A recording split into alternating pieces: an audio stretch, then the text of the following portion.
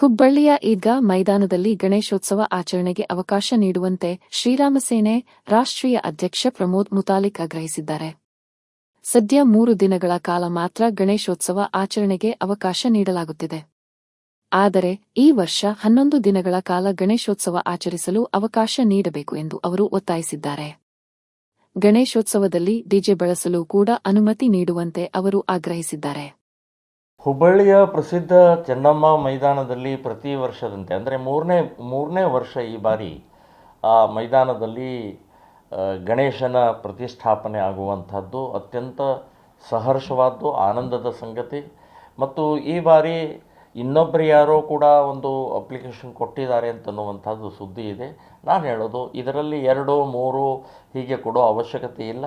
ವಿಶ್ವ ಹಿಂದೂ ಪರಿಷತ್ತಿನ ನೇತೃತ್ವದಲ್ಲಿ ಮತ್ತು ಎಲ್ಲ ಹಿಂದೂ ಸಂಘಟನೆಗಳ ನೇತೃತ್ವದಲ್ಲಿ ಪ್ರತಿ ವರ್ಷ ಕೂಡಿಸ್ತಾ ಇರುವಂಥ ಏನು ಮಂಡಳಿ ಇದೆ, ಸೊ ಆ ಮಂಡಳಿಯಿಂದನೇ ಕೂಡಿಸ್ಬೇಕು, ವಿಜೃಂಭಣೆಯಿಂದ ಆಚರಣೆ ಮಾಡಬೇಕು.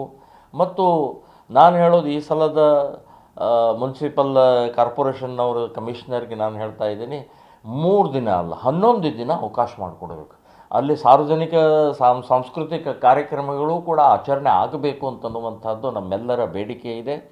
ಮತ್ತು ಯಾವುದೇ ರೀತಿ ಹೋದ 2 ಬಾರಿ ನಡೆದಂಥ ಇದರಲ್ಲಿ ಯಾವುದೇ ರೀತಿ ಗಲಭೆ ತೊಂದರೆ ಏನೂ ಆಗಿಲ್ಲ. ಸೊ ಅದೇ ಮಾದರಿಯಲ್ಲಿ ಈ ವರ್ಷ ಕೂಡ ಅತ್ಯಂತ ಶಾಂತ ರೀತಿಯಿಂದ ಯಶಸ್ವಿಯಾಗಿ ಮತ್ತು ಸಾರ್ವಜನಿಕ ಹಿಂದೂಗಳ ಹಿತದೃಷ್ಟಿಯಿಂದ ಒಗ್ಗಟ್ಟಿನಿಂದ ಯಾವ ದುಷ್ಟ ಶಕ್ತಿಗಳು ಇದನ್ನು ತಡೆಯುವಂಥ ಪ್ರಯತ್ನವನ್ನು ಮಾಡಿದರೋ ಅದಕ್ಕೆ ಉತ್ತರವನ್ನು ಕೊಡೋ ಹಾಗೆ ನಾವು ಶಾಂತ ರೀತಿಯಿಂದ ಯಶಸ್ವಿಯಾಗಿ ಮಾಡಿದ್ದೀವಿ.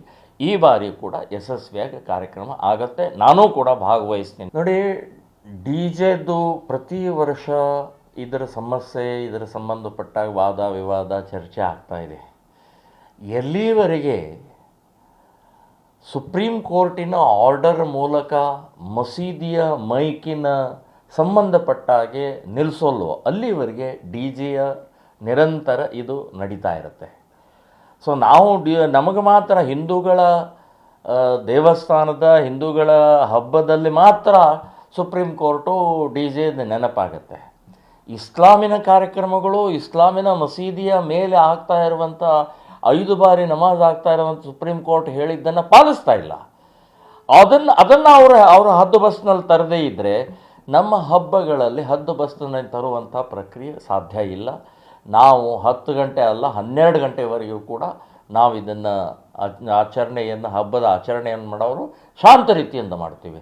ಅಷ್ಟೇ ಅಲ್ಲ, ಸರ್ಕಾರದ ಎಲ್ಲ ಕಾರ್ಯಕ್ರಮಗಳು, ಹಂಪಿ ಉತ್ಸವ ಇರ್ಬೋದು, ರಾಣಿ ಚೆನ್ನಮ್ಮನ ಉತ್ಸವ ಇರ್ಬೋದು, ಹೀಗೆ ಅನೇಕ ಉತ್ಸವಗಳು ಸರ್ಕಾರದಿಂದ ನಡೆಯುವಂಥ ಕಾರ್ಯಕ್ರಮ ರಾತ್ರಿ 10 ಗಂಟೆ ನಂತರನೇ ಸಾಂಸ್ಕೃತಿಕ ಕಾರ್ಯಕ್ರಮ ಆಗ್ತವೆ. ಮೈಕ್ ಇರುತ್ತೆ, ಹಾಡುಗಳಿರ್ತವೆ, ಡಿ ಜೆ ಇರುತ್ತೆ, ಎಲ್ಲ ಇರುತ್ತೆ.